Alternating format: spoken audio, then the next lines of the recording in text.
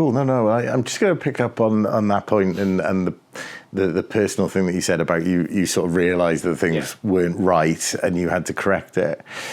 And you know, as humans, I think we're all susceptible to not accepting that things are going wrong. Like we like to, you know, keep going and think that it'll all be all right.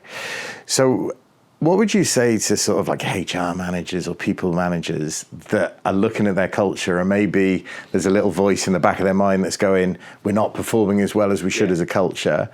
I need to take that step. How would you encourage them or inspire them to take that leap? Yeah, I think HR and people leaders are often in difficult positions because it's not just that they need to recognise it. They often know that there's cultural issues. It's then convincing the rest of the leadership team that culture's the problem.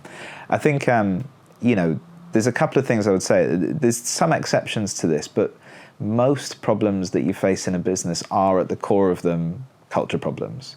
Because, you know, your strategy derives from your culture, the decisions people make derive from your culture, the way you market the business, the way you develop products derives from the culture. So there are other types of problems for sure, but, you know, a good chunk of the problems that any business faces, there's a cultural element at the root of them because there's usually a people element at the core of them.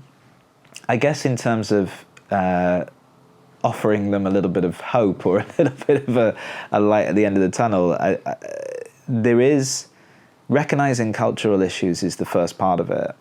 But once you've recognized that there is a cultural issue, a lot of the time it's difficult to pinpoint what it is specifically, like what the actual tangible thing is that needs fixing or needs improving.